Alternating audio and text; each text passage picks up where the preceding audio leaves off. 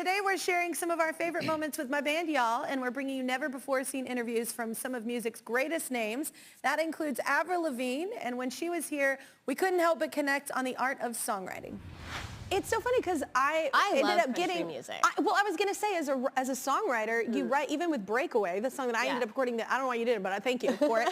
But you did an amazing job. Well, it's such a well-written song though, in the sense of like a story. It's such a great story and song, and that's like very country, like country music. And so I feel like, do you feel like that influenced you as a writer at all? Just in how you write songs, because you write really well, like stories. I love country music and I still listen to it today. Like I have a truck and I love country music and I listen to it. Yes. I love my F-250. Her name is Betty and she's white. I have a Raptor, a Ford Raptor.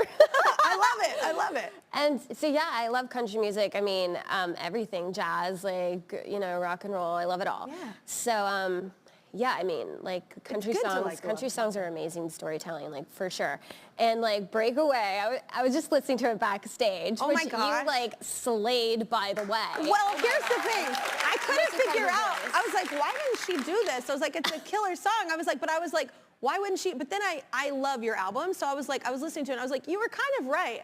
I feel like it was a little different than the rest of your album, like vibe-wise. So and it's funny, like the lyric used to be, I grew up in a small town and when the snow would fall down. And I was like, do you think she'd mind if I change it to rain? I didn't grow up in snow. I was like, and you didn't. So I changed it to rain. Yeah. And like, I hadn't like ever sang the song until like my last tour, my Head Above Water tour, and I performed it on stage and it was I saw it. People sent it to me. Yeah, it was so good. But yeah. At some point we have to sing together. At some point. Well, speaking of like inspiring artists, you inspired so many artists. And I know Billie Eilish, Olivia Rodrigo, like those are huge artists right now that I love as well as a ton of people do, but they all credit to you, like for being one of their idols that they like listened to and loved. Have you ever talked with them?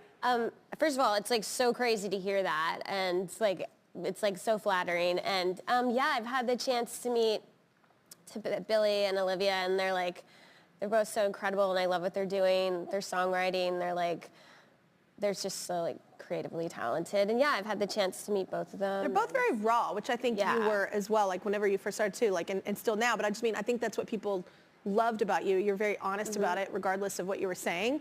And I think that people really love, that's why I like, when I grew up with like Alanis, I felt like Alanis was that for me. Like I love that she was just honest about it. And I think that that's true for Olivia and Billie, and you know, them giving you credit for having, you know, kind of being a pioneer for them in the sense of feeling like they could own that and say it and be honest is really cool. It is really cool. Yeah. I love what they're doing. Like they're so young and they're songwriters, and I feel like they're like not like, they're just like being so raw and sincere and like writing from their experiences, and that's why like people are relating to their music. And I think when you're that young too, you don't really think about like how big the career could be, how many people could be listening to it. It's just like therapy almost. Yeah. For sure. And I feel like that's kind of like what my vibe was too. Like I had no idea what was like going to happen to me in my life or like how big my first record would be, but yeah, for sure.